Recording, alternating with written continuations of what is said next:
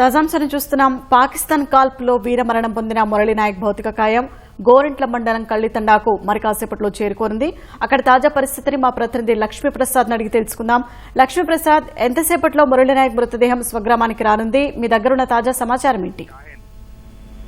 షాహీన్, సత్యసాయి జిల్లా గోరంట్ల మండలం కళ్లితాండా మొత్తం శోక సముద్రంలో మునిగిపోయింది. అంటే వీర జవాన్ పాకిస్తాన్ తో జరిగిన యుద్ధంలో మన వీరమరణం పొందాడు. ఇప్పుడే కొద్దిసేపటి క్రితము భౌతికాయము బెంగళూరు విమానాశ్రయానికి తీసుకొచ్చారు. అక్కడే మంత్రి సవిత పార్థివదేహంతో పాటు బయలుదేరి వచ్చారు. మరొక 10 నిమిషాల్లో ఇక్కడికి కళ్లితాండాకు పార్థివదేహం చేరుకోనుంది.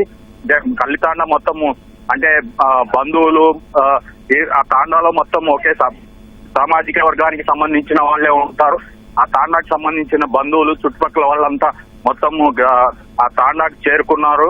కొద్దిసేపటి క్రితము మొత్తం అంటే ఈ ప్రముఖులు వచ్చి ఆ కుటుంబాన్ని పరామర్శించి వెళ్తున్నారు.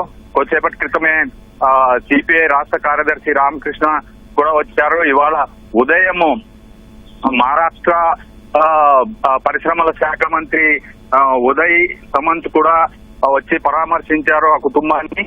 అదేవిధంగా గాయని మంగ్లీ కూడా పరామర్శించడం జరిగింది.